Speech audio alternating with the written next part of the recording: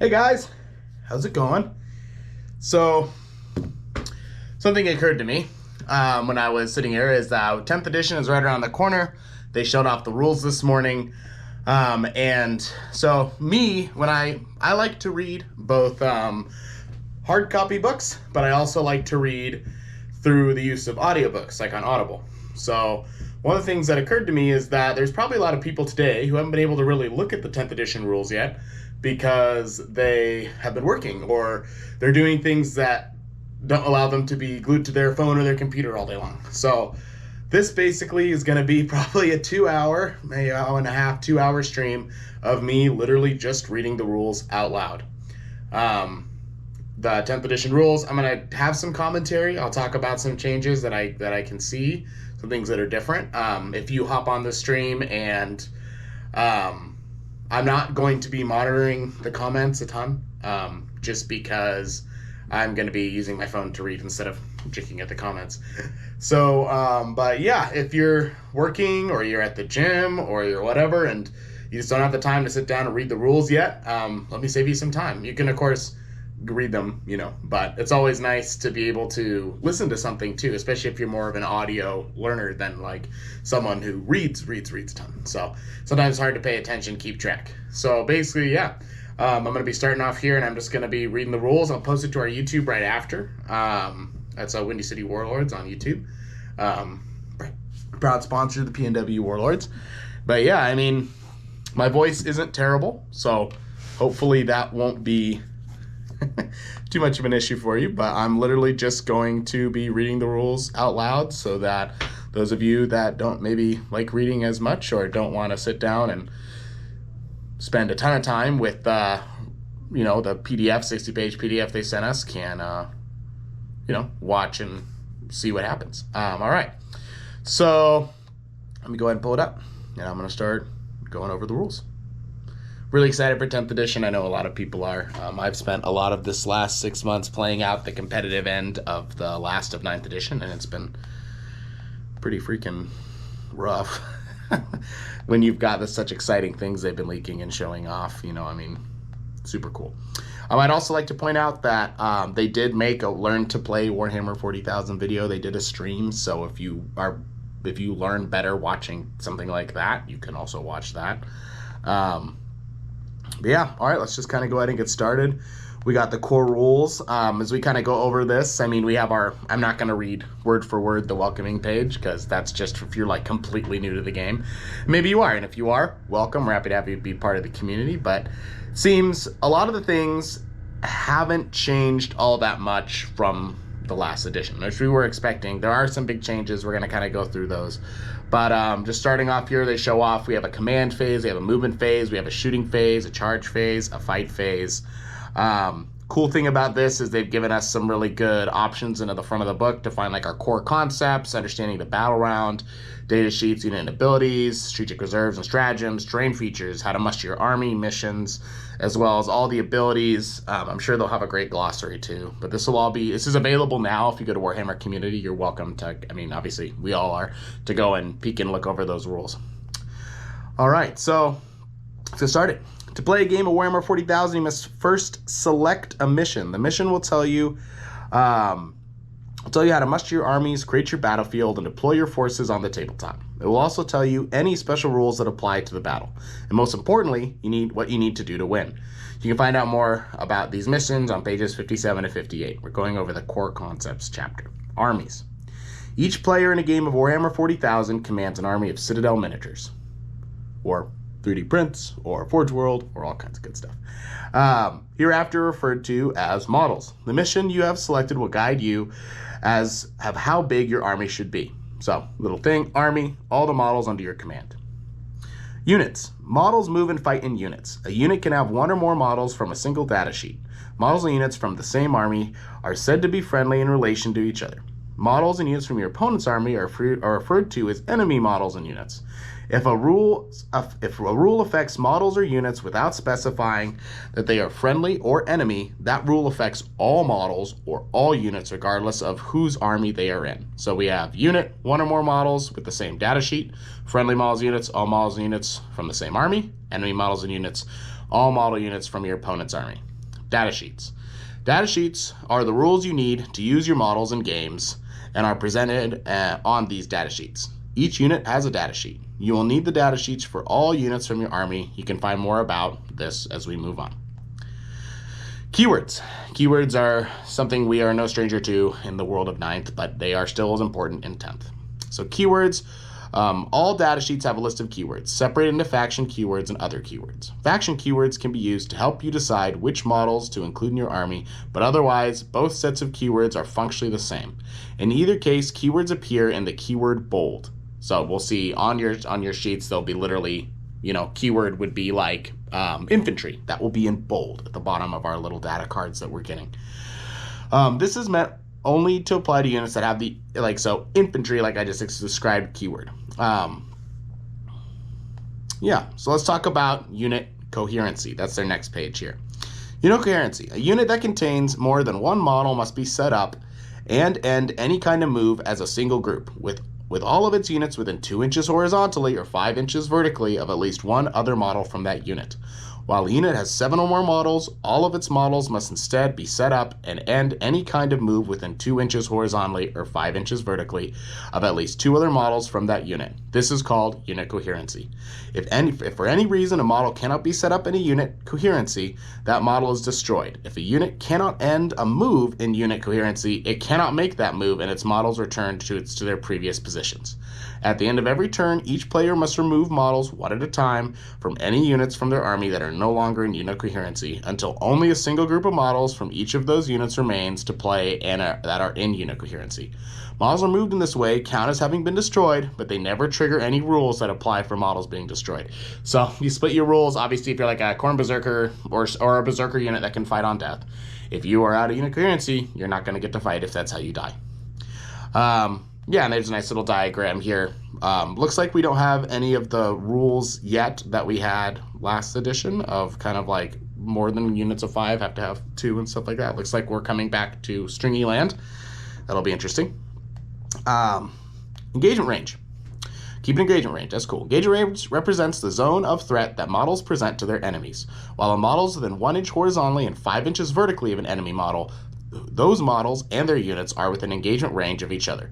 Models cannot be set up or end a normal advance or fallback move within engagement range of an enemy model. For any reason, a model cannot meet this condition, that model is destroyed. That's interesting. So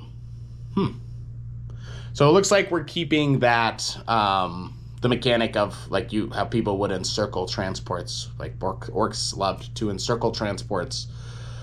To when the units got out, they couldn't get out without being in engagement range and would die. So that's something interesting. So engagement range, within 1 inch horizontally or within 5 inches vertically. Models cannot be set up or end a normal, advance, or fallback move within engagement range for any model, for any reason. All right, now we're going to talk about the battlefield. Battles of Warhammer 40,000 are fought on rectangular battlefields. This can be any surface upon which models can stand, a dining table, for example, or the floor. Your mission will guide you to the size the battlefield required. So terrain features. The scenery on a battlefield that can be represented by models from the Warhammer 40,000 range or anything. I have some awesome fish tank terrain right here. Any of that. And all these will have rules that we can find on page 44 through 48. Measuring distances. That hasn't changed. Within 1 inch means a distance that is not more than an inch away. None of that's any different. Wobbly models. Sometimes you may find that a particular terrain feature might be hard for you to place a model exactly where you want to. If it's a delicate balance, a model is in place, it is very likely to fall as soon as someone nudges the table, leaving your painted model damaged or even broken. Cases like this, provided it is still physically possible to place the model in the desired location, you can find it helps to leave a model in a safer position, providing both players agree this is actual location. Wobbly model hasn't changed. That's pretty normal. Determining visibility. This is an important one because some things are different. We've obviously seen that Titanic models get to see over stuff now. They don't have to take the damages of obscuring. Warhammer 40,000 uses true line of sight to determine visibility between models. To check this, get a model's perspective view by looking from behind the observing model for the purpose of determining visibility. An observing model can see through other models in its unit, and a model's base is also part of that model. Model visibility. If any part of another model can be seen from any part of the observing model, then the other model is visible to the observing model. So we're keeping that. If I can see the tip of your gun with the tip of my gun, you're getting shot. Unit visible. If one or more unit models in a unit is visible to the observing model, then the model's unit is visible to the observing model. So just because you can see one guy doesn't mean I can't see the 4 guys. Model fully visible. If every part of another model that is facing the observing model can be seen from any part of the observing unit, then the other model is said to be fully visible to the observing model, i.e. the observing model has line of sight to all parts of the other model that's facing it, without any other models or terrain features blocking visibility of any of those parts. This seems kind of redundant. I don't really understand why they put that in it, but whatever. But maybe there's going to be some rules for seeing a fully visible model. I'm not sure. If every model in a unit is fully visible to an observing model, then the unit is fully visible to the observing model. Okay. For the purpose of determining if an enemy unit is fully visible, an observing model can see through other models in the unit of observing. So this is probably going to be very important for Tau, because we've seen rules for observing for them. I think there was something similar for Adeptus Mechanicus, or there's expected to be, so we might see something like that also. But yeah, so that is that. Interesting. Let's talk about dice. In order to fight a battle, you're required to have d6s. Some rules for 2d6, 3d6, and so on. That's how many d6s you roll. I think we're all pretty used to this. I'm going to kind of just fast track over this section. They show off how a d3 works. We know how that works too. Rerolls. Some rules allow you to reroll a dice roll, which means you can get to roll some or all of the dice again. If a rule allows you to reroll a dice roll that's made up of adding several dice together, i.e. 2d6, 3d6, like for a charge, then unless otherwise started, you must reroll all those dice again, otherwise stated. You can never reroll a dice more than once. They're keeping that, which is good. The rerolls happen before modifiers, if any are applied. Rules that refer to the value of an unmodified dice roll are referred to the dice results after any rerolls, but before any modifiers are applied.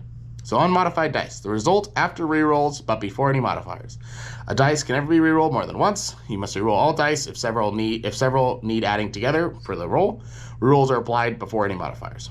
Rule roll-offs. Some rules instruct players to roll off. To do so, both players will roll 1d6. Whoever scores the highest wins the roll-off. If there's a tie of the highest roll-off, roll again.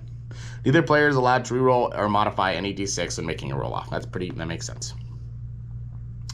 All right, so let's talk about the battle round. We made it past the boring stuff. Good job, guys. So the battle round. Let's see if I have a voice at the end of this. It's going to be a lot of reading.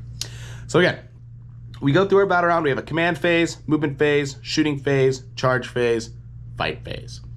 So the command phase. Both players must muster strategic resources, and then you test your unit's battle readiness. Movement phase. Your unit maneuver across the battlefield. Reinforcements enter the fray. Shooting phase. Your unit fires their ranged weapons at the foe. Charge phase. Your unit charges forward to battle at close quarters. Fight phase. Both player units pile in and attack with melee weapons. Once a player's turn is ended, their opponent then starts their turn. Once both players have completed a turn, the battle round has been completed and the next one begins, and so on until the battle ends. All right, so that's pretty straightforward. One big thing I'm noticing out of this is we don't have a psychic phase, but we already knew that was going to happen. We've seen the data sheets. Psychic are just becoming weapons that get fired in the range shooting phase. And we also don't have a morale phase, but we know that battle, shock, and morale are still important things in the game. We're going to see how that goes, but there isn't an actual phase for it anymore, which is interesting. Okie doke. Let's talk about command. At the start of the command phase, before doing anything else, both players gain 1 CP. Command points are a strategic resource that you can spend during the battle to use stratagems. If you can find out more about stratagems later on. Then if you have any other rules that need to be resolved in the command phase, you do so now before progressing to the battle shock step. So battle shock, morale takes place in the command phase now. Right on. In your command phase is split, we'll read that in a second. That explains some other stuff. Battle shock. In this step, you must take a battle shock test for each of your units on the battlefield that is below half strength. To do so, half strength is just half of your starting unit. And we'll find out if it's rounding up or rounding down when we get to page 12. To do so, roll 2d6. If the result is greater than or equal to the best leadership characteristic in that unit, the test is passed. Otherwise, the test is failed, and until the start of your next command phase, the unit is battle shocked. While the unit is battle shocked, the objective control characteristic of all of its models are 0. If you're battle shocked, you're not controlling any objectives. If there's a if there's someone who is also not battle shocked on that objective. If it falls back, you must take a desperate escape test for every model that is in the unit. We'll read more about this on page 14. Its controlling player cannot use stratagems to affect that unit. So all intents and purposes, your units for scoring and for survivability with stratagems, stuff like that, no go. Once you've taken a battle shock test, for all of your units that are required them, your command phase ends and you begin to move to your movement phase. Interesting. All right. Command, battle shock, gaining command points, same as it was last edition. We both gain a command point in the command phase. I believe. Both players gain a command point. Yep, so just like in Arc Omen, both players, in Nephilim, both players gain a command point. Starting strength. The number of models that can, so we'll talk about kind of some of the things that happen with battle shock now. So starting strength. The number of models a unit contains when it's added to your army is known as its starting strength. Below half strength. Some rules refer to units being below half strength. If a unit has a starting strength of 1, then it's said to be below half strength while its remaining number of wounds is less than half of its wound characteristic. Oh, very interesting. For any other unit, while the number of models from that unit is less than half of its starting strength, then that unit is said to be below half strength. Destroyed. Throughout a battle, models will suffer damage and be destroyed. When a model is destroyed, it is removed from the battlefield. When every model in that unit has been destroyed, that unit is destroyed. Attached units. Some character units have the leader ability. We'll read more about that on page 39, which lets them merge with other units known as bodyguard units to form an attached unit. The starting strength of an attached unit is equal to the combined starting strength of all of its units. The number of models in the leader unit added to the number of models in the bodyguard unit. If either the leader unit or the bodyguard unit is in the attached unit is destroyed, the starting strength of the remaining unit is changed to be equal to its original starting strength. Interesting. For an example, Primaris Captain, starting strength 1, is attached to a unit of intercessors, starting strength 5. The attached unit has a starting strength of 6. If all intercessors are destroyed, the remaining Primaris Captain would revert to having a starter strength of 1. For the purposes of rules that are triggered when a unit is destroyed, such rules are still triggered when one of the individual units is made up of an attached unit is destroyed, i.e. the leader or the bodyguard unit. Example, if a rule awards you 1 BP for each time an enemy is destroyed and you target an attached unit, you would gain 1 BP for that bodyguard unit being destroyed and 1 BP for the leader of the unit being destroyed. They don't count as one together. That's pretty cool. Good to know. Just a reminder, I'm not really looking at the comments, so if you're commenting, I'm sorry. But I will look at them at the end of the video and answer any questions that are there, and we can look through the rules. But basically, this is just a read-through for our people who learn better through audio than through reading. And I just figured I'm good at reading out loud, and I like reading, so I will sacrifice myself upon this to do this. So anyway. Okie doke. Okay, let's talk about the next phase, the movement phase. Your movement phase is split into 2 steps. First, you can move your units, then you can set up reinforcements. So moving units first, reinforcements second. That's pretty normal. We're used to that. Move units. Start your movement phase by selecting one unit in your army that is on the battlefield to move. Unless that unit is within engagement range of an enemy model, it can make a normal move or advance or remain stationary. If a unit is within engagement range of an enemy model, it can either remain stationary or it can fall back. After you've finished moving that unit, select another unit from your army to move, and so on, until you have done so with all of your units. Once you have moved all of your units, progress to the reinforcement step of your movement phase. Each time you move a unit, you can move any of its models you choose to. The controlling player chooses the order in which to move their models. Whether you move a model, whenever you move a model, you can pivot it and or change its position on the battlefield along any path, but no part of its base can be moved across an enemy model or across the edge of the battlefield. It can be moved over friendly models if they are not there, if you wish, but it cannot end its move on top of another model. The only exception to this rule is when moving a monster or vehicle model. Such models cannot be moved over other friendly models or vehicles, and must be moved around them instead. The distance a model moves is measured using the part of its base that moves furthest along its path. If a model does not have a base, measure using whichever part of the model moves the furthest. When a unit moves, it can make a normal move, advance, or remain stationary. If a unit that are within engagement range or any enemy models can only fall back or remain stationary. So that really hasn't changed much from the last edition. Remain stationary. If a unit remains stationary, none of its models can be moved for the rest of the phase. Okay. Normal moves. When a unit makes a normal move, each model in that unit can move distance of inches less or equal to its move characteristic, but no model can be moved within engagement range of any enemy model. So no move within an inch, same as last edition. Advanced moves. When a unit advances, make an advance roll for that unit by rolling 1d6. Add the result in inches to the move characteristic for each model in that unit until the end of the phase. Each model in that unit can make an advanced move by moving a distance in inches less than or equal to this total, but no models can be moved within engagement range of enemy models. A unit cannot shoot or declare a charge in the same turn that it is advanced. I'm imagining our assault weapon rules will look out from that, but we'll find some more things out here in a second. Fallback moves. When a unit falls back, each model in that unit can make a fallback move by moving a distance in inches less than or equal to its move characteristic, and when it does so, you can move it within engagement range of enemy models, providing it did not end that move within engagement range of another enemy model. If that is not possible, this unit can't fall back and has to stay fighting. Desperate escape tests. This is a new thing, so listen up. Unlike when making other types of moves, models can move over enemy models when making a fallback move. That's pretty cool. You're running through stuff. We like that. And move them as if they're not there. But you must take a desperate escape test for each model that will do so, excluding models that are Titanic or can fly. Okay, cool. We see our rule there. Before any models in that unit are moved. In addition, if a unit is battle shocked when it's selected to fall back, you must take a desperate escape test for every model in the unit before any are moved. So, normally, if some of your models are going to move over enemy units in a fallback move, they will need to, they're basically going to need to, the models that move over enemy units will have to take a desperate escape test. If you're below battle shock, or below half strength and you're battle shocked, every model, no matter if you're moving over units or not, is going to have to take this test. Each time you take a desperate escape test for this model, roll d6. For each 1 or 2, one model from a unit that is falling back is destroyed, selected by you. The same model can only ever trigger one desperate escape test per phase. So that's pretty rough. 1s or 2s, if you're battle shocked or you're having to move through other models, that's pretty brutal because you could roll really bad and that could hurt bad. Moving over terrain. Warhammer 40,000 battlefields are strewn with the wide variety of obstacles, structures, and detritus, collectively known as terrain features.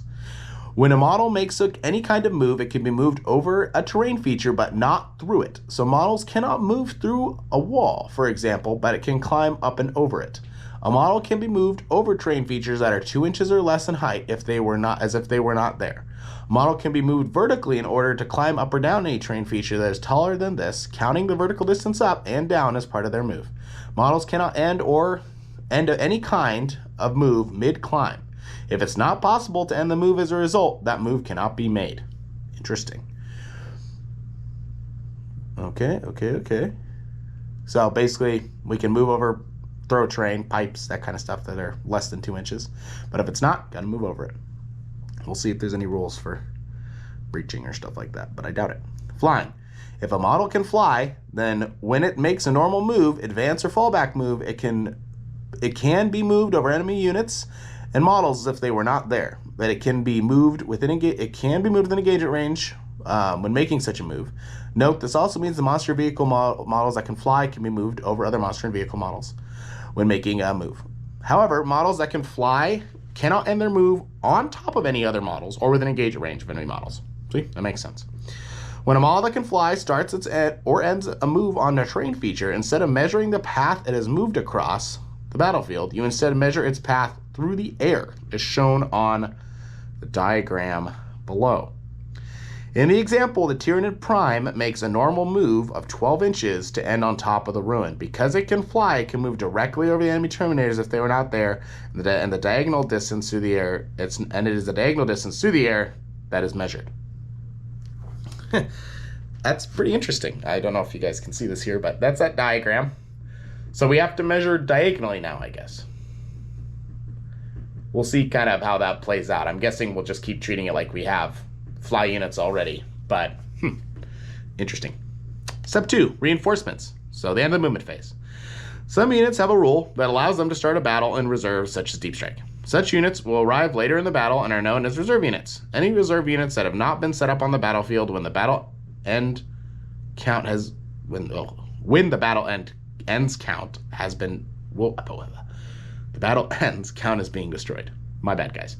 In the reinforcements step of your movement phase, if you have any reserve units in your army, you can select one or more of them and set them up on the battlefield, one at a time.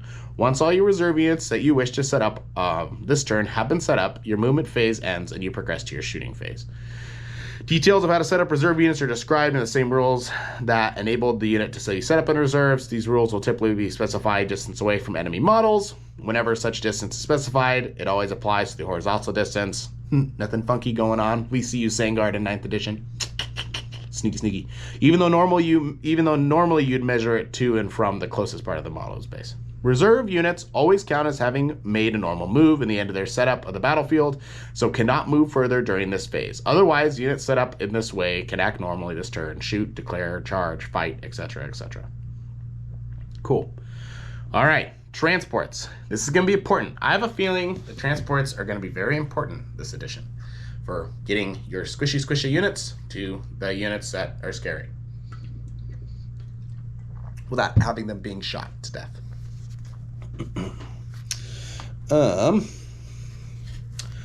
So here we go.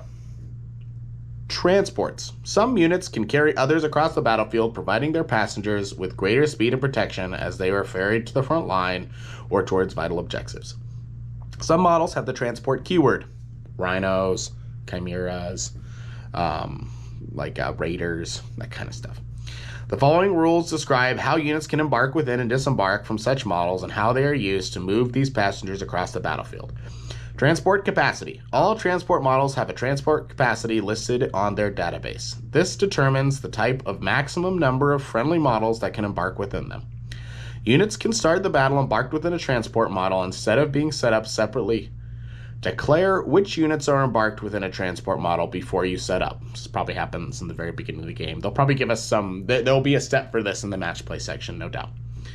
Firing deck. Some transports have the firing deck X listed in their abilities. Each time such a model is selected to shoot in the shooting phase, you can select up to X, as pointed out in the firing deck X, models embarked within it. So if something has firing deck 2 of your models that are embarked can shoot out of the vehicle as if they could see. So then for each of these embarked models, you can select one range weapons that the models are equipped with, and they get to fire as if the vehicle is basically firing. So anything the vehicles can see, they can shoot. Embark. If a unit makes a normal move, advance or fall back move, and every model in that unit ends a move within 3 inches of a friendly transport model, they can embark within it. A unit cannot embark if it's already disembarked from a transport model in the same phase. So no ping-ponging around. Remove the unit from the battlefield and place it to one side. It is now embarked within the transport model. Unless otherwise stated, units cannot do anything or be affected in any way while they are embarked. But that's pretty cool. So it will be interesting to have transports up on the front line, such as land raiders, rhinos, stuff like that, up on the front line, having your troops running alongside of them. And at the end of your move, you can choose to hop in them if you'd like, if your whole unit's in 3 inches. I like that. That's cool. Disembark. If a unit in your army starts your movement phase embarked within a transport model, that unit can disembark this phase. When you disembarks from a transport model, set it up on the battlefield so that it's wholly within 3 inches of the transport and not within engagement range of any enemy units. For any reason a disembarking model cannot be set up, the unit cannot be disembarked. When a disembarkment from a transport model that has either remained stationary this phase or has not yet made a normal move, advance, fall back move this phase, then it can act normally, make a normal move, advance, shoot, declare charges, fight, in the remainder of the turn. Such disembarking units cannot choose to remain stationary. Interesting. Units that disembark from a transport that has made a normal move in this phase count as having made their normal move themselves. They cannot move further during this phase. Such a unit also cannot declare a charge in the same turn, but it can also otherwise act normally to the remainder of the turn. Units cannot disembark from a transport that has either advanced or fell back this turn.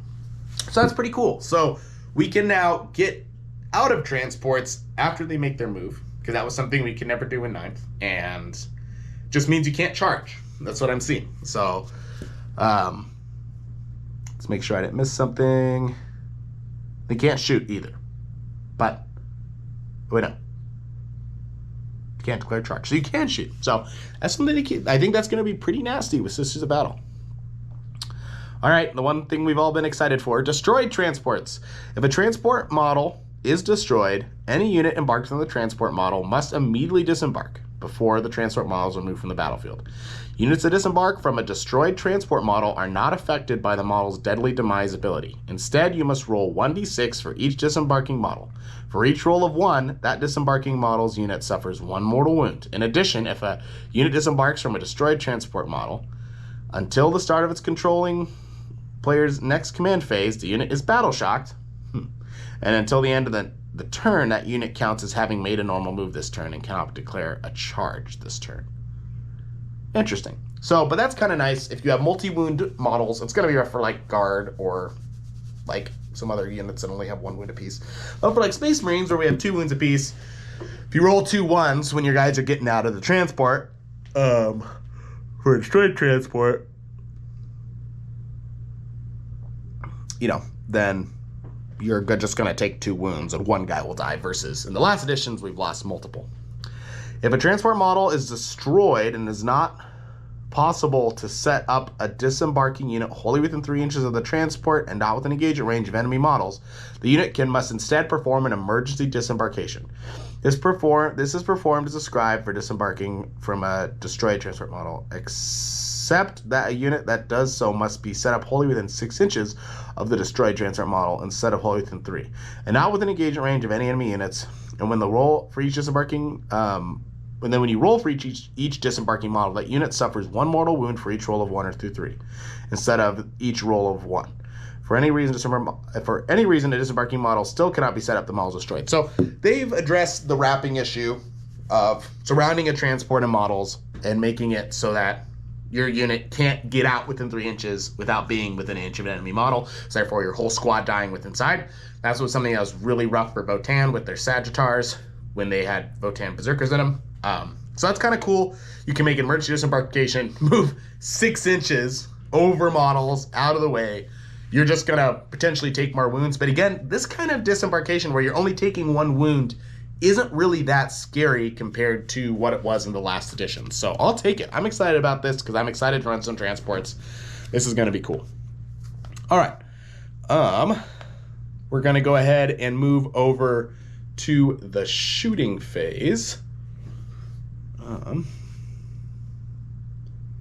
Let's see. Thanks for bearing with me, guys. Okie dokie. All right, so we've gone over command, movement, reinforcements, transports, the goodies. Now we get to go into the best part of the games, which is killing each other. So we're going to talk about the shooting phase. In your shooting phase, if you have 1 or more eligible units from your army on the battlefield, you can select those units 1 at a time and shoot with them. Each unit can only be selected to shoot once per phase. Once all of these units you have selected have shot, progress to your charge phase. A unit is eligible to shoot unless any of the following apply. The unit is advanced this turn, the unit is fall back this turn. Same as last edition. Select targets.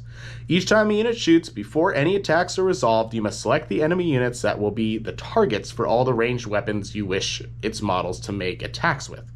Each time you select a target for a model's ranged weapons, you can only select an enemy unit as the target if at least 1 model in that unit is both within range of the weapon and visible to the attacking model. An enemy model that is within range of a weapon, if the distance between it and the attacking model is equal or less to the weapon's range characteristic. So, if a model has more than 1 ranged weapon, it can shoot all of them at the same time, or it can shoot 1 of them at a different target, but it cannot split attacks from the same weapon across more than 1 target.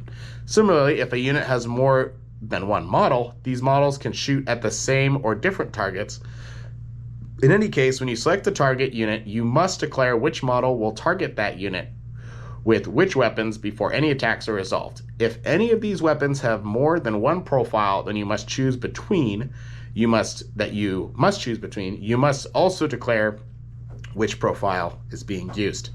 Here we get the cool lone operative rule. This is an important one. Assassins and other covert agents are difficult to track and pinpoint in the swirling maelstrom of battle. Unless part of the attached unit, see Leader page 39, unless part of an attached unit, this unit can only be selected as a target of a ranged attack if the attacking model is within 12 inches. So you can only be shot within 12 inches if you're a lone operative. I bet we're going to see like models like Canis Wolfborn for the Space Wolves, and we already saw the rules for the Inquisition with like assassins and stuff like that. They all had this rule, so that means you can't shoot them unless you're within 12. Which is pretty cool, especially in the case of like the Vindicator, or the Vindicar, sorry, not the tank, the Vindicar assassin, which is going to be able to have that rule. So it's going to shoot you. You can't shoot it back unless you get close. Okay, making ranged attacks. The shooting units models now get to make attacks using their ranged weapons. Each time a model shoots with a ranged weapon, it will make a number of attacks equal to the attack's characteristic in that weapon's profile. You may make one hit roll for each attack being made. And if you selected more than one target for a unit to shoot at, you must resolve all attacks against one target before moving on to the next target. If your unit is shooting more than one ranged weapon at a target, then those weapons have different profiles, and you must have resolved attacks with one of those weapons. Then after you've resolved attacks with one of those weapons, you must, if any other weapons of the same profile are also being shot at that unit, resolve those attacks before resolving any other attacks against the target. Okay. Note that providing at least one model in the target unit was visible to an attacking model and in range of that attacking model's weapons, then the target unit was selected, the weapon's attacks can still be made even if no models in the target unit remain visible to or in range of it when you come to the resolve those attacks. For example, because models in the target unit have already been destroyed by attacks made by other weapons in the attacking models unit. So they basically done what they did in 9th edition 2. If I got 5 intercessors and one of them is visible and the other 4 are behind a building, but I can shoot that one, all the attacks that I'm shooting at it get to go in happening because they're all happening at the same time. You know, it's not, you can't just kill that intercessor and then all the rest of my attacks are lost. Locked in combat. A unit is not eligible to shoot while it is within engagement range of one or more enemy units. While an enemy unit is in engagement range of one or more units from your army, you cannot select the enemy unit as a target of ranged attacks. Monster and vehicle units are exceptions to these rules as described in the Big Guns Never Tire section. Big Guns Never Tire section. Monsters and vehicle units are eligible to shoot in their controlling player's shooting phase even while they're within engagement range of one or more enemy units. Ranged weapons equipped by monsters and vehicle units can target one or more enemy units that are within engagement range of, even if other friendly units are also within engagement range of the same enemy unit. Each time monsters or vehicle models make a ranged attack, if its unit was within engagement range or of one or more enemy models when it selected its target, unless the attack is made with a pistol, subtract 1 from the attack's hit roll. So that's pretty interesting. Basically the same as it was. You can select an enemy monster or vehicle unit within engagement range of one or more units from your army as a target of ranged weapons.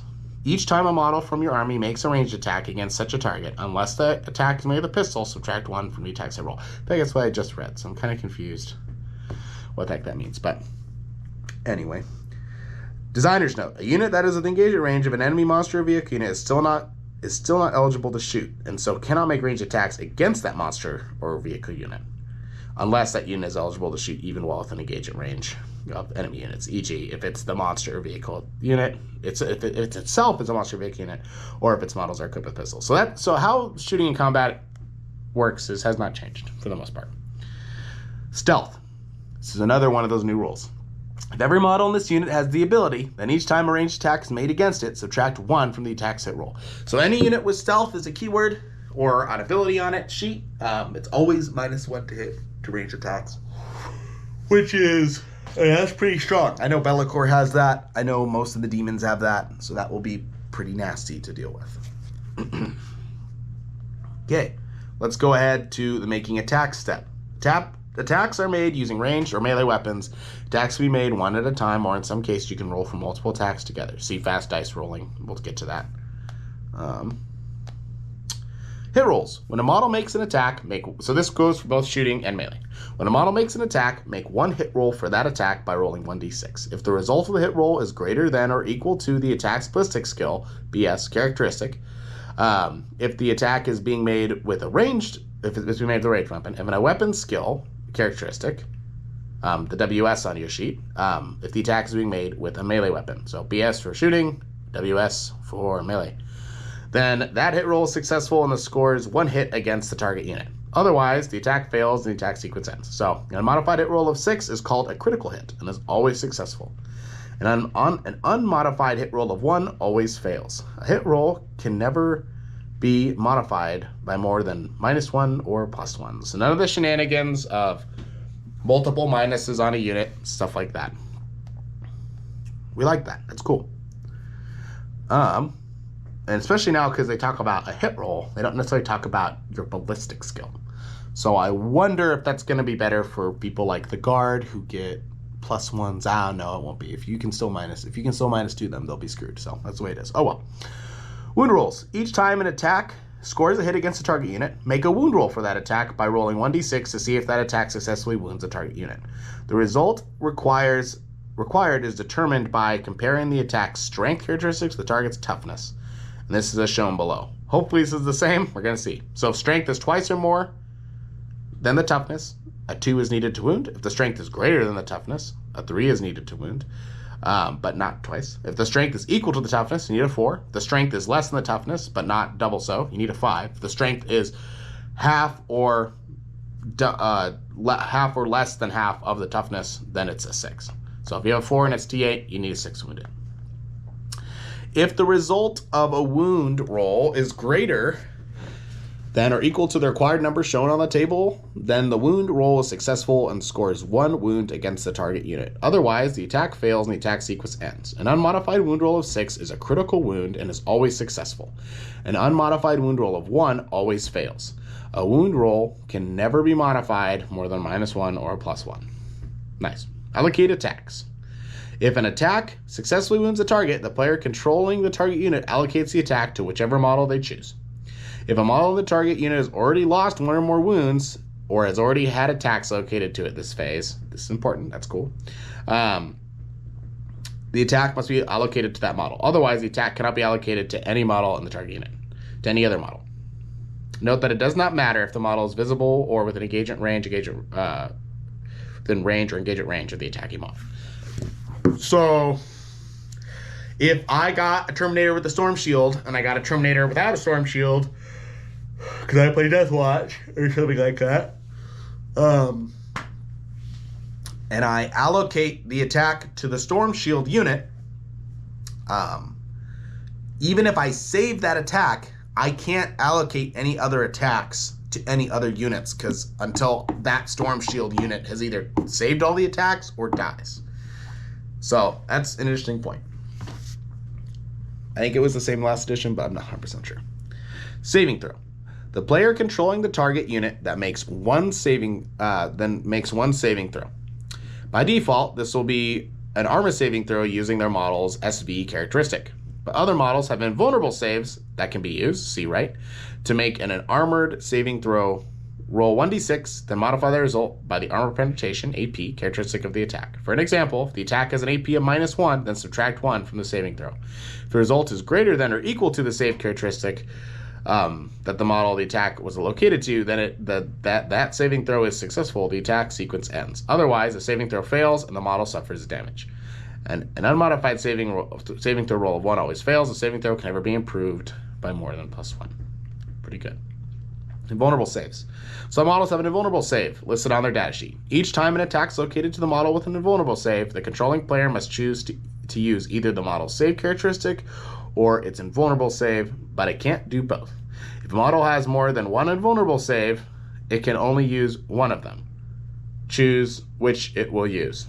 Interesting. I'm guessing there's some characteristics that will have 2 different types of invulnerable saves. I don't know. That's kind of weird. Maybe unless like you give an invulnerable save to someone, they already have one. Okay.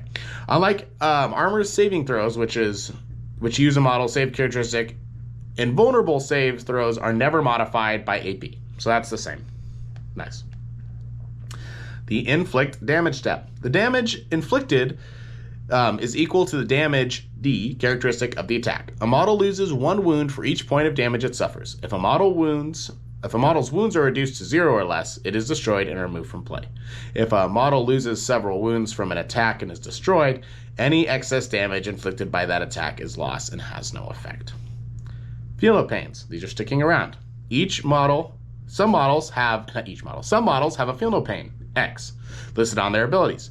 Each time a model with this ability suffers damage and so would lose a wound, including wounds lost due to mortal wounds, roll 1d6. If the result is greater than or equal to the number denoted by the X next to the Phenopane X, that wound is ignored and not lost. If a model has more than 1 Phenopane ability, you can only use one of the abilities each time the model suffers damage and so would lose a wound. So if you have some kind of relic war gear that gives you a 5-up Phenopane and then Apothecary's by you and it's giving you a 6-up Phenopane, you have to choose one you want to use, obviously. Deadly Demise. Some models have the Deadly Demise X listed in their abilities. When such models are destroyed, roll a d6 before moving it from play. If such a model is a transport, roll before any embark models disembark. On a 6, each unit within 6 inches of that model suffers a number of mortal wounds noted by the X in Deadly Demise X. If this is a random number, roll separately for each unit within 6 inches. That's the same as it's been, but so like if your vehicle blows up and you roll your 6, so it blows up, you roll, if it's just like Sentinels will probably be Deadly Demise 1, so every unit within 6 inches of them will take 1 mortal wound, but like bigger vehicles will be Demise like D3 or Demise 6, if it's like the Bane Blade or something like that, so you could take quite a few mortal wounds. Mortal wounds. Some attacks inflict mortal wounds. Each mortal wound inflicts 1 point of damage on the target unit, and they're always applied 1 at a time. Do not make a wound roll or saving throw, including invulnerable saving throws, against a mortal wound. Just allocate it as you would any other attack and inflict damage to a model in the target unit as described on the right. Unlike damage inflicted by normal attacks, excess damage from mortal wounds is not lost if the damage can be allocated to another model. Instead, keep allocating the damage to another model in the target unit until either all the damage has been allocated or the target unit has been destroyed. If, when a unit is selected to shoot or fight, 1 or more of its attacks can inflict mortal wounds on the target, resolve any normal damage inflicted by the attacking unit's attacks on the target before inflicting any mortal wounds on the target. So, regular damage first, then mortal wounds, staying the same as it was in 9th. Nice. We have a little fast dice rolling step. So I'll just kind of chat about this. Fast dice rolling, there's a lot of different ways people do it, but basically the most easiest thing is, so say you have 5 Terminators.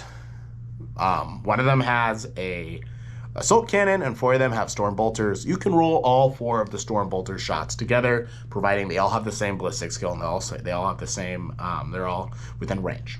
And you can just roll them all together. And if it's still the same as it was in 9th, that's going to be 16 shots. You'll roll all 16 dice, and you'll follow the regular rolls for attacks, hitting, wounding, and then the damage and saving throws and all that jazz. But that's basically what speed rolling is. There's lots of videos for how to do it faster. My advice is to look at that. Okay, weapon abilities. This is kind of another fun little section because I know there were some changes. We have... some weapons have additional abilities in their profiles. Often these are unique to those weapons and are written out in full, but others are common to many weapons and may only be referred by name on the weapon's profile. Some notable examples of these common abilities are defined here. Further weapon abilities may be found in other locations, such as codexes. Oh, okay, GW. Gonna make us buy codexes, looking at their abilities. Okay. We know what's coming. That's okay. Okay. Let's look at the first. Assault. Weapons with the assault in brackets in their profile are known as assault weapons. If a unit that advanced this turn contains any models equipped with assault weapons, it is still eligible to shoot in this turn shooting phase. So you can still advance and shoot with assault weapons. And there's no more -1. So that's kind of cool. So no minuses after you've advanced and shot with those weapons. Rapid fire. Rapid fire weapons will have the rapid fire X bracketed in their profile and are known as rapid fire weapons. Basically, each time such a weapon of the target unit is within half of its weapons, each time oh my gosh, such a weapon targets a unit within half of its weapon's range, the attack characteristic of that weapon is increased by the amount denoted by the X. So you're rapid fire 1, you're within half your range, you're going to be 2 shots shooting at the enemy. If you're rapid fire 5 and you're within half range, it's going to be 10 shots shooting at the enemy. Cool. But no rules about being stationary and shooting, so that might become with different things. Ignores covers. Weapons with ignores cover in their profile are known as ignored cover weapons. Each time an attack is made with such a weapon, the target cannot have the benefit of cover against that attack. Okay. Twin-linked. Weapons with twin-linked in their profile are known as twin-linked weapons. Each time an attack is made with such a weapon, you can reroll that attack's wound roll.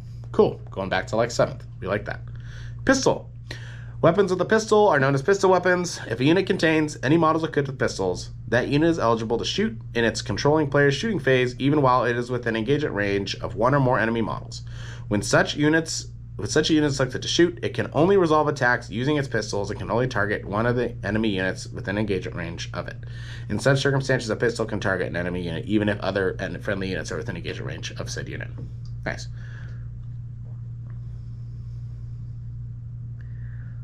If a model is equipped with 1 or more pistols, unless it is a monster vehicle unit, it can either shoot with its pistols or with all of its other ranged weapons, declaring whether such a model will shoot with its pistols or its ranged weapons before selecting targets. So, if you got an apothecary, guess what? You can shoot both your pistols, your absolver pistol and your special or whatever pistol. So that's kind of cool. Torrent. Weapons with torrent in their profile are known as torrent weapons. Each time an attack is made with such a weapon, that attack automatically hits the target. So, flamers. Lethal hits. Weapons with lethal hits in their profiles are known as lethal hit weapons. Each time an attack is made with such a weapon, a critical hit automatically wounds the target. Ooh, auto wounds. Guess what? They're staying in here. Okay, lethal hits. Lance. Weapons with the lance in their profile are known as lance weapons. Each time an attack is made with such a weapon, if the bearer made a charge roll this turn, add 1 to the attack's wound roll. That's pretty cool. So it's like a weapon rule for, I guess, like maybe like the Lancer, like the Knight Lancer, or something. Other weapons with lances, like maybe Rough Riders or custody bikes. That's pretty cool. Indirect fire. Weapons with indirect fire in their profile are known as indirect fire weapons, and attacks can be made with them even if the target is not visible to the attacking model. These attacks can destroy enemy models in a target unit, even though none may have been visible to the attacking unit when you've selected that target to be that target. If no models in the target unit are visible to the attacking unit when you're selecting the target, then each time a model in the attacking unit makes an attack against that target using indirect fire, subtract 1 from the attack's hit roll and that target has a benefit of cover against the attack. Well, that's cool. But something to consider is cover doesn't work the same as it did. We'll go over that a little bit. So, interesting. Precision. Weapons with precision in their profile are known as precision weapons. I'll probably stop reading that here in a second, but whatever. Each time an attack made with such a weapon successfully wounds an attached unit, if a character model in that unit is visible to the attacking model, then the attacking model's players can choose to have that attack located to the character model instead of following the normal attack sequence. That's kind of cool. So snipers will have precision. Blast. Weapons with blast in their profile are known as blast weapons. They make a random number of attacks. Each time you determine how many attacks are made with a blast weapon, add 1 to the result for every 5 models that are in the target unit when you selected it as a target. Rounding down.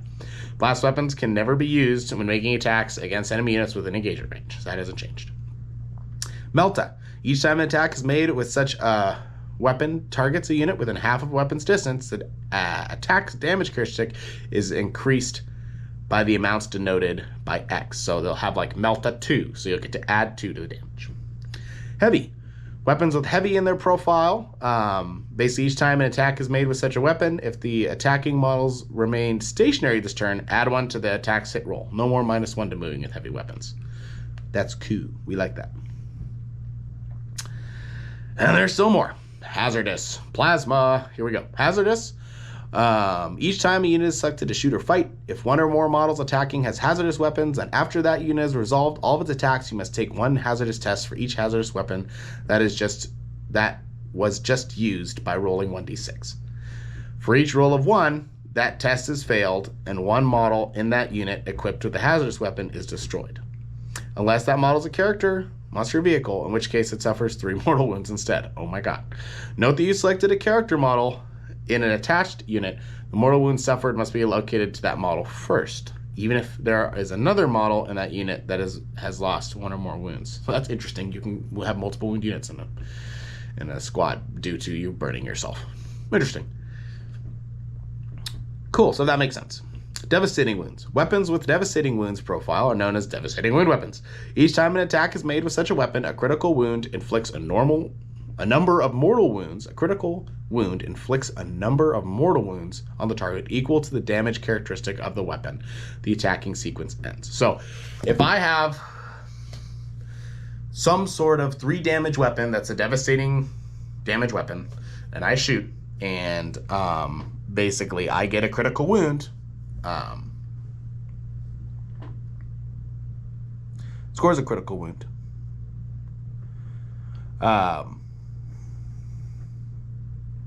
With a 6. Oh, duh, yeah. So if I roll to hit and it's a 6, it auto wins, and it's going to just do mortal wounds to you instead. This is just like the Cruel Boys mechanic in Age of Sigmar. Sorry, that was kind of confusing. I'm going to go over that again. So a critical wound, which is a hit roll of 6, inflicts mortal wounds equal to the weapon's damage characteristic instead of any normal damage. Okay.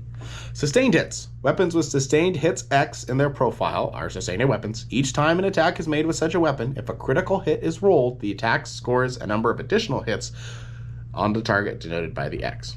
So, kind of like exploding 6s. That's kind of cool. Extra attacks.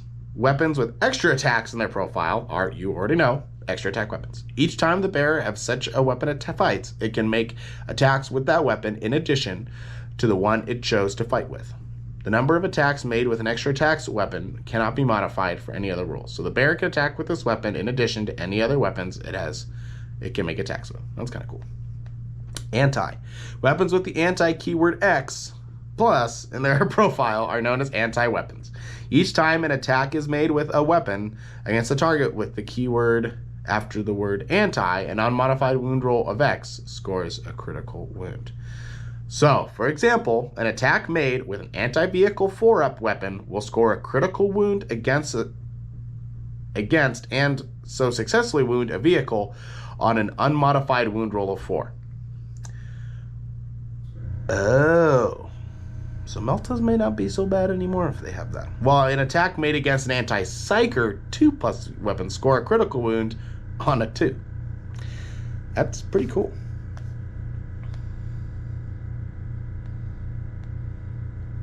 Wait, I might have misinformed people.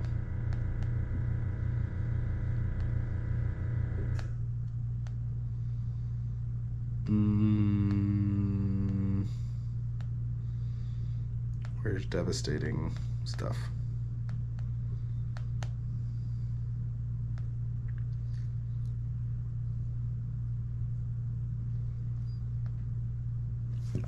In my little synopsis of the devastating wound, I think a wound roll of 6 creates a devastating wound, not a hit roll.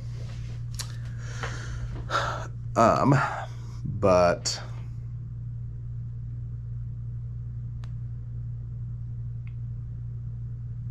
that is correct. Lethal hits are now the auto wounding mechanic. Sorry, guys. Lethal hits, a hit roll of 6, auto wounds. Critical hits are 6s to wound, but in this case will be less if you have the anti keyword. Okay, we've made it out of the weapon profiles, and now we get to go into the charge phase.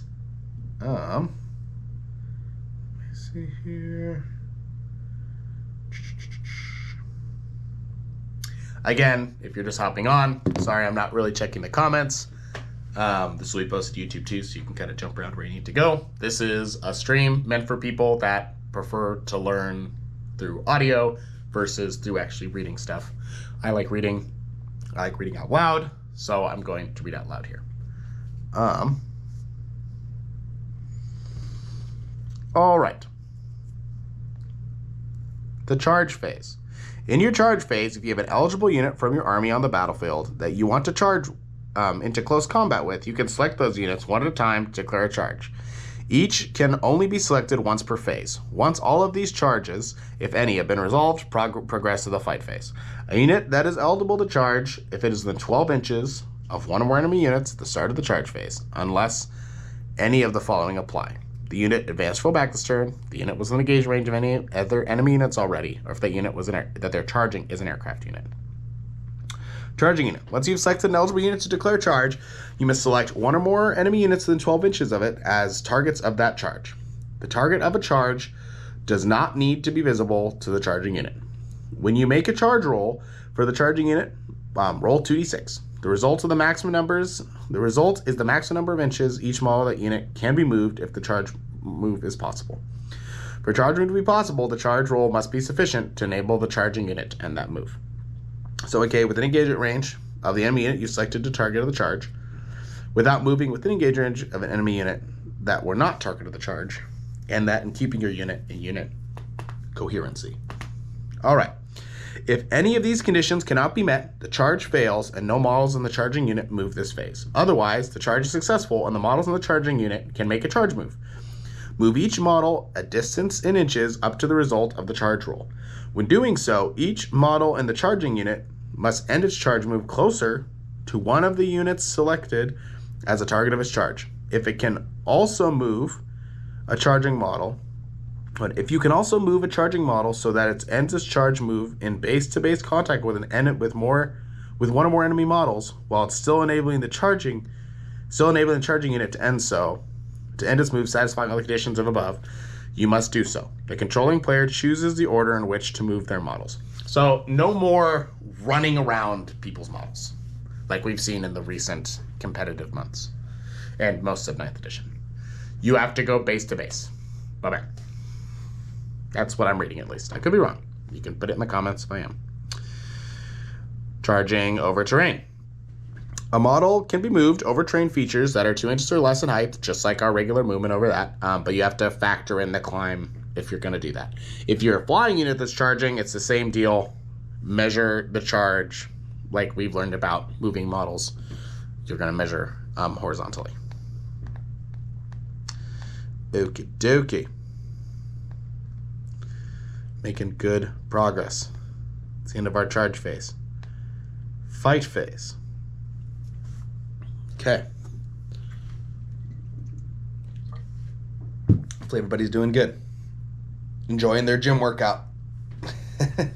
Or while you're painting minis or doing whatever. In both steps of the fight phase, players alternate selecting eligible units from their army, one at a time, starting with the player whose turn it is, not taking place. Defender fights first, even if you charge. That's pretty cool. Note that a player cannot pass or opt not to fight when they have one or more eligible units that could fight. They must select one of them to fight. In both steps, a unit is eligible to fight if either or both of the following steps apply. If they're within engagement range of one or more enemy units, if it made a charge move this turn. No unit can fight more than once in the fight phase. Each time, in each step, if all of one player's eligible units that can fight during that step have fought, the opposing player can then fight with all of their remaining eligible units that can fight during that step one at a time.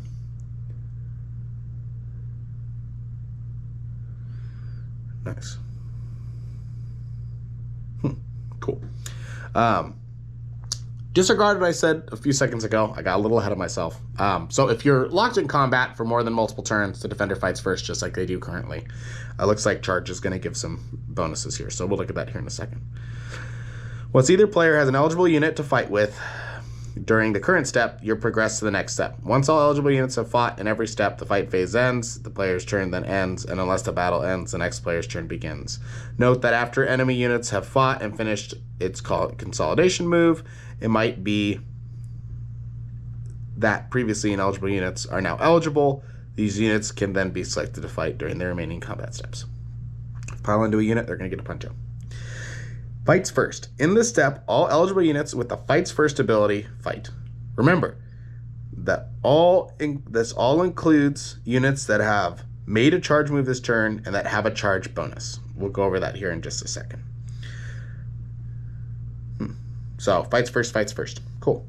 Remaining combats. In this step, all remaining eligibility units fight. This includes any units with the fight first ability that were not eligible to fight at the start of the fight phase, but then since have become eligible to fight. Okay. Fighting. Pylon. When you piles in, it can move each model in that unit that is not already in base-to-base contact with the enemy model up to 3 inches. This is a pylon move. For a pylon to be possible, a unit must be able to end these moves within engagement range of one or more enemy units that is in unit coherency. If these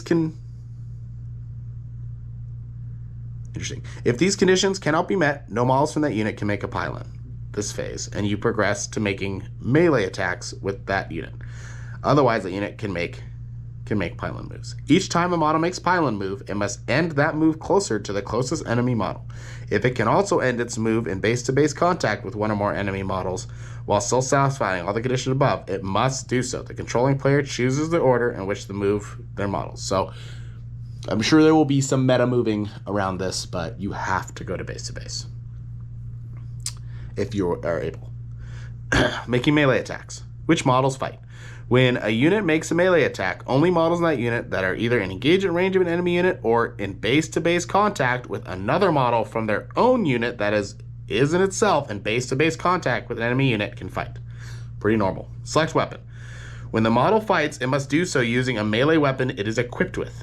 The weapons a model is equipped with are described on its datasheet. If a model has more than one melee weapon, it can only use one of them to make attacks each time it fights, but it can also, you must now declare which it will use before resolving any of its attacks. If selected weapon is more than one profile to choose from, the model can only use one of them to make attacks each time it fights. So you must declare which profile it will be using before resolving any attacks. When a model fights, it can make a number of melee attacks determined by the attack characteristic of the melee weapon it is using. Select targets. Before you resolve any melee attacks, you must first select the enemy unit who will be the target of those attacks. In order to select an enemy unit as the target of a melee attack, the attacking model must either be in engagement range of that enemy unit or in base-to-base contact with another model in its own unit that is in itself in base-to-base contact with an enemy unit. If the melee weapon a model is using to fight with can make more than one attack, these attacks can all be made against the same target, or it can be split between different units. Similarly, if a unit has more than one model, each model can make its attack at the same or different targets. In either case, declare which attack will target which unit before any attacks are resolved. If there are no eligible targets because there are no enemy units in engagement range, for example, then the unit cannot make melee attacks, but it can still consolidate. So if you're couple of your units, of your models in your unit, kill the enemy unit, the rest of your models can still consolidate. Making attacks. Melee attacks follow the same attack sequence of ranged attacks, so roll to hit, roll to wound. Your weapon rules are important. You get to see that.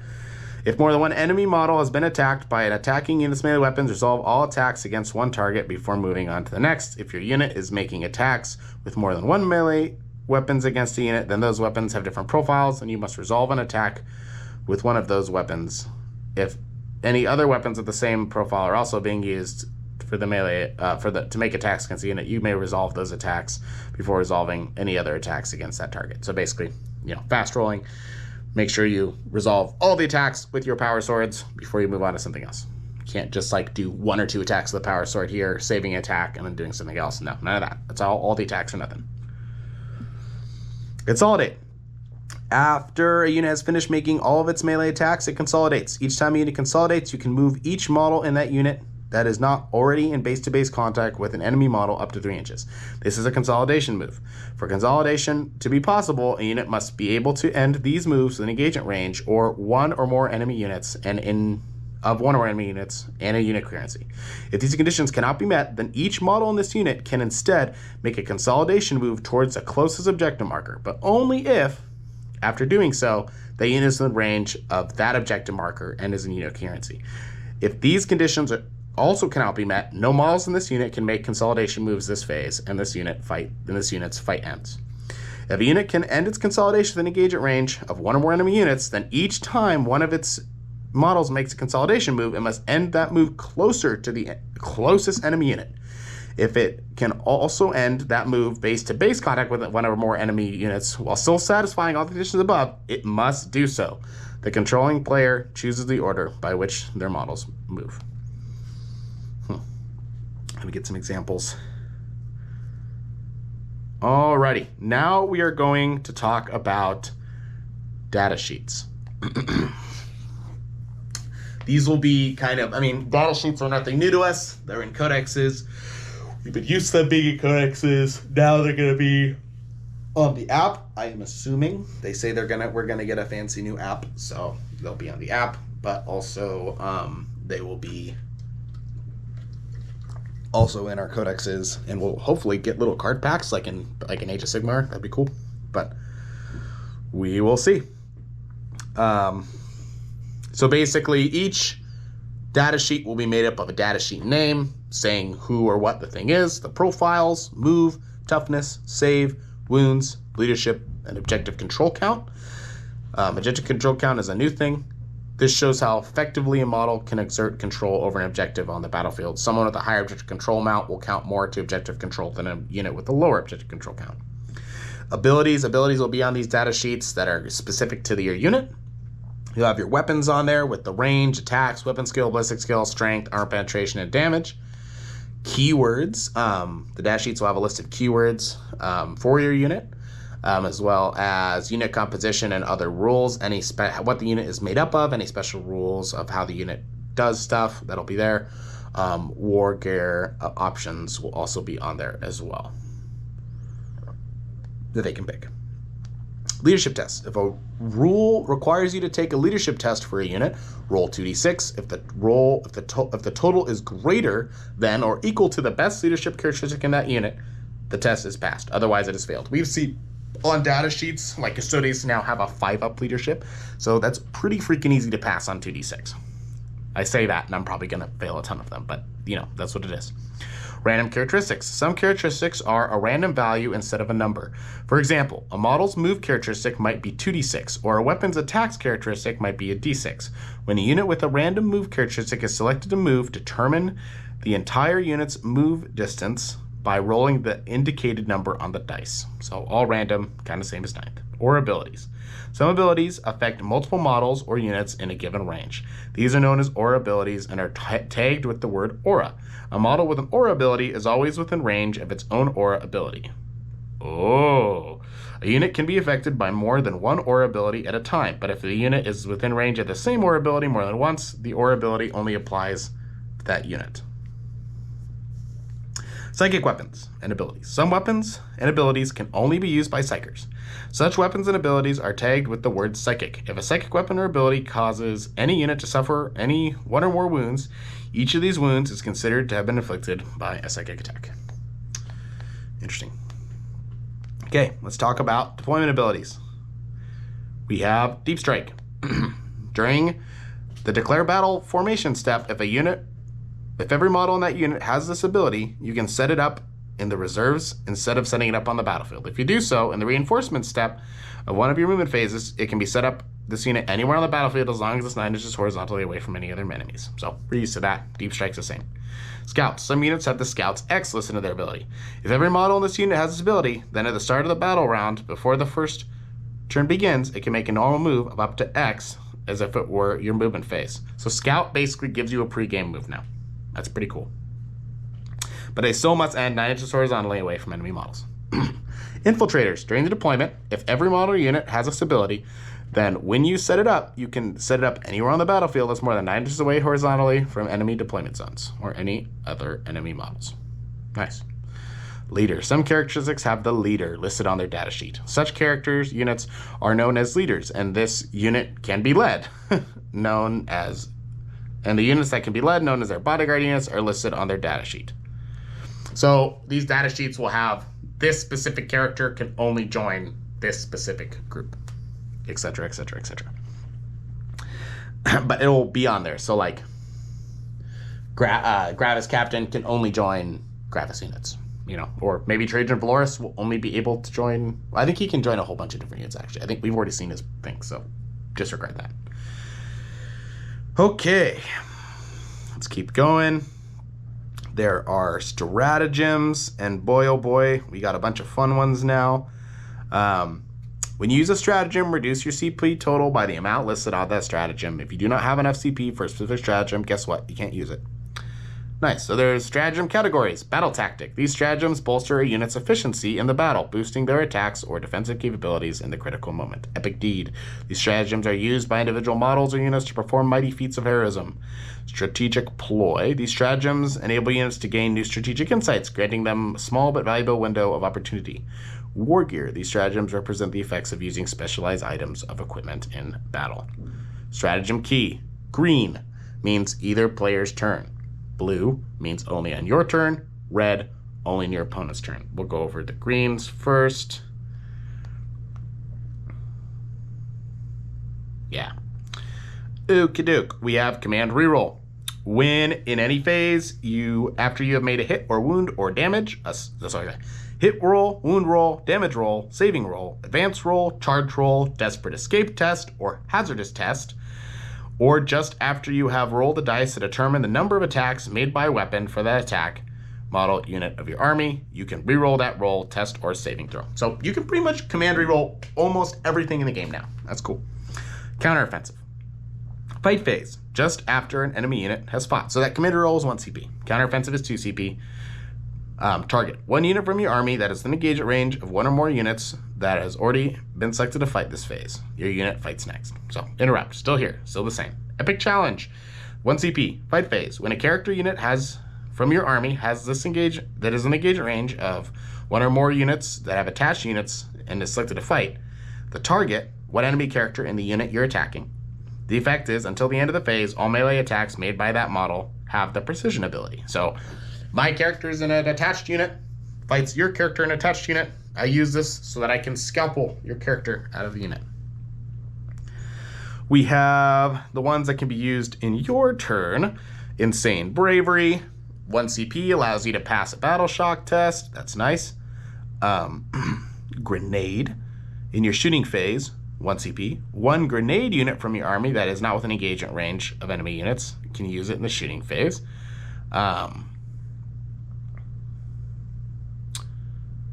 Nice. So when you roll with the grenade, roll 66. For each 4-up, the enemy suffers 1 mortal wound. That could be pretty good.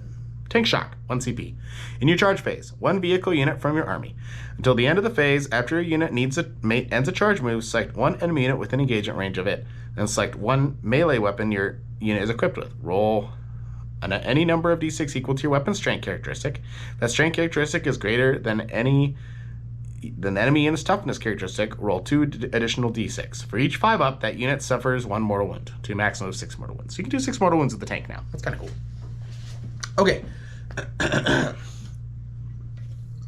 See, how many pages in? We're 42 pages in, and I still got my voice. It's starting to go a little bit, but we're going to keep going. All right. I'm doing this for you. Okay. Rapid ingress. We have moved on from the ones that now you can do in your... Now we're to the ones we do in your opponent's turn. You get to do rapid ingress for 1 CP at the end of your opponent's movement phase. 1 unit from your army that is in reserves. Your unit can arrive on the battlefield as if it was the reinforcement step of your movement phase. Restrictions. You cannot use this stratagem to enable a unit to arrive on the battlefield during a battle round that it would not normally be able to do so. So probably can't come down until turn 1, as usual. It'll say that in our data sheets. But it is pretty cool that you can just drop this down now at the end of your opponent's movement phase. So maybe like you screwed up some deploying, and for your turn you want to hold an objective your opponent moved off of, you can now drop down a unit. Fire Overwatch. We know what this one probably does, but you can use this during your opponent's movement or charge phase, just after an enemy unit has set up within an enemy unit's, or an enemy starts and ends a normal advance, fallback, or charge move. That's super great. So you can overwatch a unit that falls back from you. What? So target 1 unit from your army that is within 24 of the enemy unit that would be eligible to shoot as if it were a shooting phase. Your unit can shoot that enemy unit as if it was your shooting phase. Blah, blah, blah. Restrictions. Until the end of the phase, each of the time a model of your unit makes a ranged attack, and a modified roll of 6 is required to score a hit, irrespective of the attack's weapon's ballistic skill. You can only use this once per turn. Interesting. So that makes me wonder if you can use like tank shock or grenade multiple times in a turn. But that's super good, being able to flame like that. Go to ground. When it's your opponent's shooting phase, just after an enemy unit has selected its targets. That's 1 CP. Also, target one enemy infantry unit from your army that is selected as a target of one or more of the attacking unit's attacks. Till the end of the phase, all models from your unit that went to ground have a 6-up invulnerable save and receive the benefits of cover. That's kind of cool. Smoke screen. One smokes, so opponent's shooting phase, just after the enemy unit has selected its attacks and targets, one smoke unit from your army that has that keyword can use this. Until the end of the phase, all models from your unit have the benefit of cover and or stealth, so they are -1 to hit. Heroic intervention. 2 CP. When in your opponent's charge phase, just after an enemy unit ends a charge move, one unit from your army that's in 6 inches of the enemy unit would be eligible to declare a charge against that enemy unit as if it were your charge phase. Oh, so heroic intervention's changed now. Characters aren't just jumping all over the place anymore. Now, any unit can do it, but you still have to roll the charge, so you can still fail it, but that's still pretty cool. You just gotta be within 6, so it should be pretty doable. Unit now declares a charge that targets only an enemy unit, and you resolve that charge as if it was your charge phase. Restrictions. You can only select a vehicle unit from your army if it is a walker. All right. Interesting.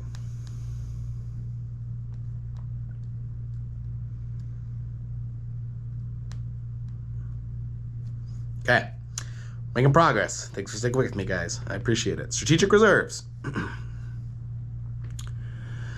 So this is interesting. This will be cool. This talks about how many units you can put in reserves that are not like, and well, just that deep strike counts towards this, but also units that you just don't want to get shot. So your big knight, if you're playing an army and you don't want it to get shot off the board, put it in strategic reserves.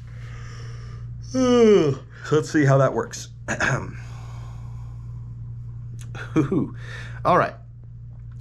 These rules let you place units in strategic reserves, a special type of reserves that you can use to keep units off the battlefield until you require them. Note that while all strategic reserve units are also technically reserve units, the reverse is not true. So these rules do not apply to units that are using other rules that enable them to start the battle in reserves. Such units are instead set up as described by those other rules. Before this battle, you are instructed to declare battle formations, and you can select one or more units from your army to be placed in strategic reserves, excluding fortifications. The combined points value of all these units that you wish to place in strategic reserves before the battle, including those embarked within transport models that are themselves placed in strategic reserves, cannot exceed 25% of your total point limit for your chosen battle sides as shown on the table below. Whoa! It used to be half. Now it's 25. That's pretty brutal. So that means that's rough. That's interesting. So for Strike Force, which is the 2,000 point game, you can only put 500 points in strategic reserves. That's it. If it's over that, you're shit out of luck. It's too bad. Arriving from strategic reserves. Units that are placed in strategic reserves are called strategic reserve units. Well, man, I hate how they put that in every single one, but I understand why they do. And you can arrive later in the battle during the reinforcement step of any of your movement phases except during the first battle round. Any strategic reserve units are not on the battlefield at the end of the battle count are destroyed. Interesting. Setting up strategic reserve units. When on the battlefield, strategic reserve unit can be set up when it arrives depending on the battle round as follows. During the second battle round, strategic reserve units that arrive must be set up wholly within 6 inches of any battlefield edge, but no models in this unit can be set up within your enemy's deployment zone.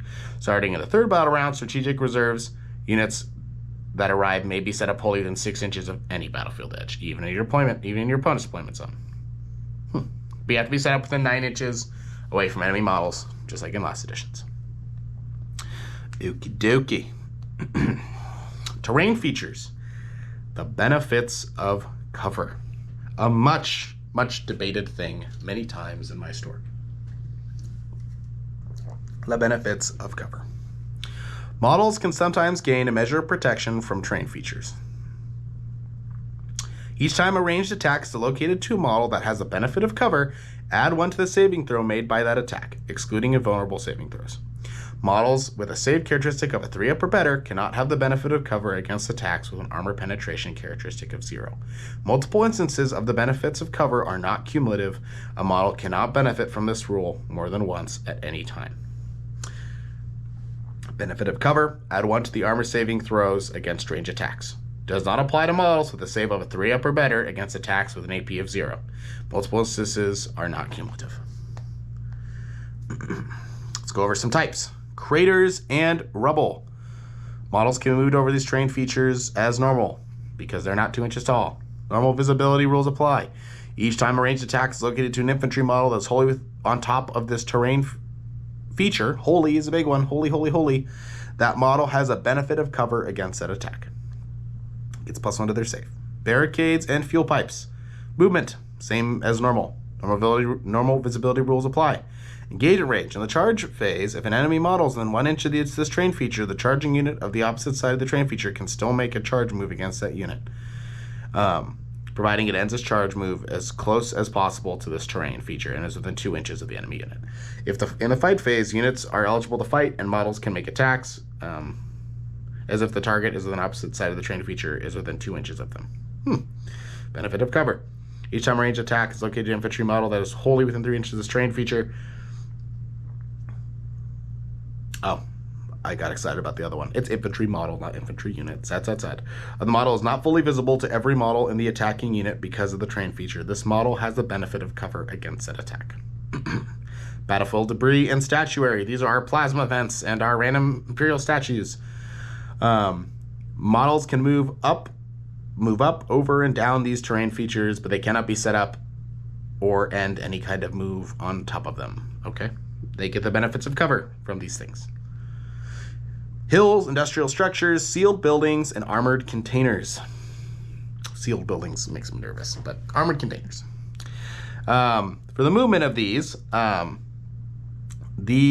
terrain features are raised areas that models can be set up on top of or end a move on top of, providing the model's base does not overhang the terrain feature. If the model does not have a base, no part of the model that would be in contact with the battlefield at the ground level can be on top of this, basically. You treat it as a hill terrain feature. Normal visibility rules apply. Each time a ranged attack, you get the benefit of cover. That's pretty straightforward. Woods, footprint. It's got a footprint. So while you're within the footprint, you count as being within the benefits. Movement is the same. Visibility. Models and units that are wholly within this terrain feature are never considered to be fully visible to the observing model. Similarly, if a model that is not wholly within this terrain feature must look through or over this terrain feature in order to draw a line of sight to another model, then the other model is never considered to be fully visible to the observing model. And so it will have the benefit of cover from this terrain feature. Aircraft and towering models are exceptions to this, of course. Visibility to and from such models is determined normally, even if this terrain feature is wholly in between them and observing models. Models that are wholly within this terrain feature can see out of it normally. Nice. And you get the benefit of cover. Cool. Oh, good old ruins. So it is a footprint also. So while you're within its footprint, you get the benefits. Plunging fire. Each time a model that is wholly within this terrain feature makes a ranged attack, if the model is 6 inches or more vertically from ground level, so on a second level, and every model in the target unit is at a ground level, improve the armor penetration characteristic of the attack by 1. That's kind of cool. Movement. Infantry and beast models can move through this terrain feature as if it was not there. So breachable, still a thing. Infantry, beast, and fly models can be set up or end a move on any floor level. Nice. Then visibility. Models cannot see over or through this terrain feature, i.e. unit outside this terrain feature cannot draw a line of sight to a target on the other side of it, even if it would be possible to draw a line of sight to that target through open windows, doors. Aircraft and towering models are exceptions to this. Visibility to and from such models is determined normally, even if the terrain feature is wholly in between all of this. So it looks like they're getting rid of windows. That's what I am seeing. So cool, no more windows. They kind of show off some battlefields. They show off Morlock. They show off some other stuff, how you would deploy it to kind of make a game look the way it's going to look. Just kind of fun. But all of it's pretty simple. If you played 40K or just look up pictures of what a 40K battlefield looks like, they all pretty much look like that. I think they're just trying to ship some of their new terrain packs they got coming out, which it looks like they're going to have some new ruins. So that's kind of cool. Hopefully that means we get some more ruins and we're not playing out a bunch of Zone Morlock squares. But oh well. Okay. Deploying aircraft. When you're instructed to declare battle formations, aircraft must start the battle in reserves instead of being set up on the battlefield. So that's sticking around. Once the battle starts, aircraft models are then treated as strategic reserve units for all rules purposes. Only units that are themselves placed into reserves can start the battle embarked within aircraft transport models that are in reserves. But they don't count towards your thing, I don't think. Cool. Some aircraft have the hover keyword listed in their abilities. When you are instructed to declare battle formations, before doing anything else, you must first declare whether the models in your army with this ability will be in hover mode. If a model is in hover mode, then until the end of the battle, its move characteristic is changed to 20 inches. It loses the aircraft keyword and loses all associated rules for being an aircraft model. Models in hover mode do not start the battle in reserves. That's pretty cool, so you declare that then. Aircraft models in the movement phase. Aircraft models cannot advance, fall back, or remain stationary. When an aircraft model is selected to move in the movement phase, any enemy hits an engagement range of it, the aircraft model can just still make a normal move. It's leaving them in the dust. Each time an aircraft model makes a normal move, first move the model straight forward, and it must move to a minimum of 20 inches. All parts of the model's base must end or move at least as far as from where they started. After it is moved, it can pivot on the spot up to 90 degrees. This does not contribute to how far the model moves. If, when making a normal move, any part of the aircraft model's base crosses the edge of the battlefield, where it cannot move a minimum of 20 inches, the model move ends and is placed back in strategic reserves. There is no upper limit to how far an aircraft model can move, and their move characteristic is therefore 20 plus. So they can move the whole table if they want to. That's pretty good. Aircraft and movement of other models. If a unit is selected to move in the movement phase, if the only enemy model that are within engagement range of that aircraft are aircraft models, the unit can still make a normal, more advanced move. Whenever a model, I don't really know why you'd ever, if it's in hover, maybe that's why, I don't know. Whenever a model makes any kind of move, it can be moved over enemy aircraft models as if they were not there, and can be moved within engagement range of enemy aircraft models, but it cannot end that move on top of another model, of course not, and so on and so forth. Aircraft in the charge of the fight phase. Aircraft units cannot declare a charge, and only units that can fly can select an aircraft unit as a target of their charge.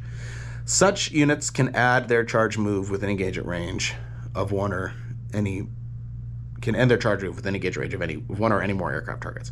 An aircraft model is only eligible to fight if it is within engagement range of one or more enemy units that can fly, and it can only make melee attacks against units that can fly. Yeah. That makes sense? Only models that can fly can make melee attacks against aircraft units. Aircraft models cannot make a pile-in or consolidation move. Each time a model moves a pile or consolidation move, unless that model can fly, aircraft models are ignored on the purpose of moving closer to the closest enemy model. They don't exist unless you're trying to do that. Okie doke.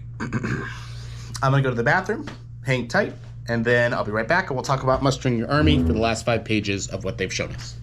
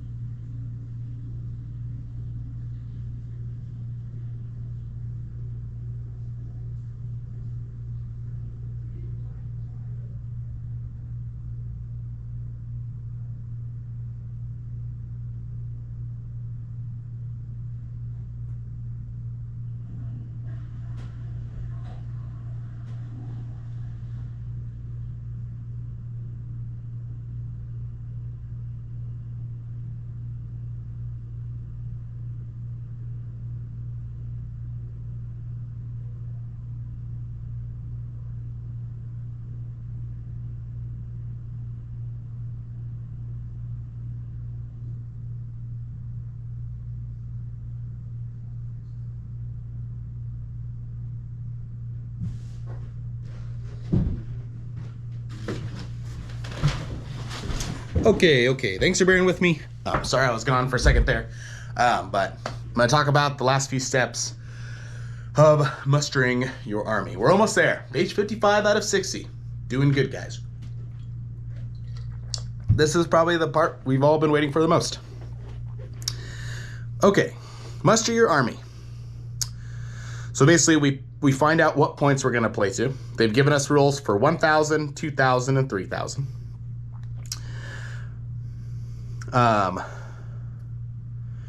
They have start your army roster. The details of your army must be recorded on an army roster, which can be written on a piece of paper or recorded using the Warhammer 40K app. Hopefully they give us a new app, but basically that's where you'll do it. Know your army roster. On your army roster, one faction keyword to be your army faction. Okay. Missions. So first, we will muster armies. We will build out to the points and following the guidelines, which I'm sure will be given to us. Yeah. In a second. Then we'll read the mission objectives. Each mission will state what its primary objectives are and may also include one or more special rules. These cover unique situations or abilities that can be used in the battle. Create the battlefield. Each mission will include details of the size of the battlefield that you will need. Each mission will also instruct you if any terrain features or objective markers must be set up. You'll provide details of where to set them up. Otherwise, it is assumed you're using the guidelines on pages 49 and 52 for creating your battlefield from the example shown, which will be the same pretty much. Determine attacker defender will roll off. The winner of the roll-off is the attacker, and their opponent is the defender.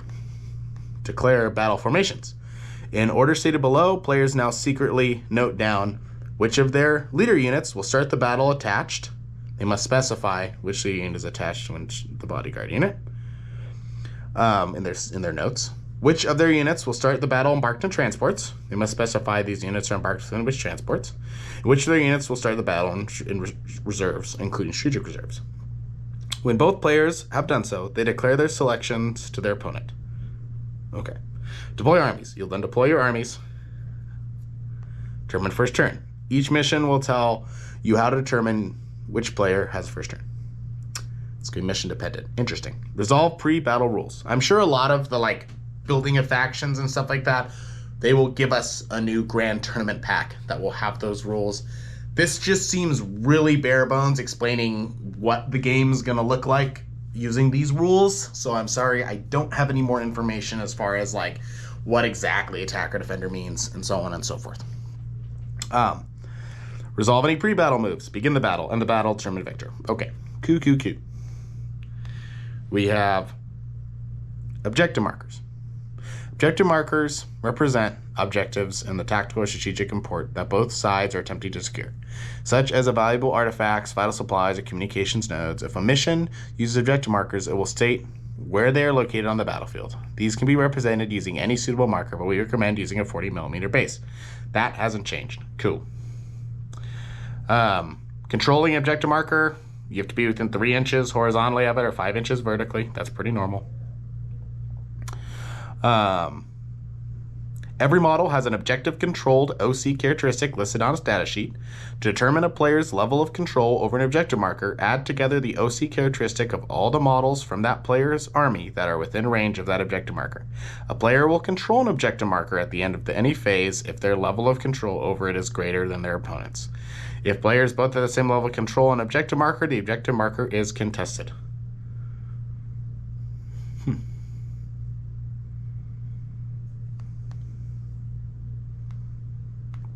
They give us kind of a little key for attackers deployment zone, defenders deployment zone, no man's land objective markers, attackers battlefield edge, defenders battlefield edge, center of the battlefield. We will see. Okay, so we have our muster only war mission is the mission they give us. It kind of runs over what deployment zones look like, where things are going to go. We can see battlefield sizes here. So they gave us a general capture control progressive objective. A strike force or incursion battle, 1,000 or 2,000 points, will be 44 to 60 inches. Regular onslaught will be 44 to 90. Yeah, but we really don't see too much about how we're going to be building our armies in this. This is the end of our 60-page document. Hopefully they'll release a little more about how we do that, and I can make another video. But again, I hope this was useful to those of us that learn better through audio than through reading. And I'm hoping this will be an option that I can do for other things to make this better, because I don't mind reading out loud. I got a little stumbled up a little bit in there, but it's been a long time since I read 60 pages in one go. But hopefully we'll continue to get better on that front. But I appreciate you guys watching. Follow and like us on YouTube, on TikTok, on it's under the Black Templar guy on TikTok. We also have our Twitch account, like us here, like what we're streaming on right now. We also appreciate the YouTube too. We also have a Patreon under the Windy City Warlords. We do like raffles, different stuff like that. Check that out also. Right on, guys. Well, I appreciate you watching. This edition looks pretty interesting. The rules seem really cut and dry, really fast. There doesn't seem to be as many issues. Things seem to be pretty set out. Hopefully they don't add a bunch of stuff in the codexes to complicate things, but we'll just see what kind of happens. But yeah, if you have any feedback, leave me comments for my next thing that I do. I'd love it. All right. Have a great day, guys. Bye.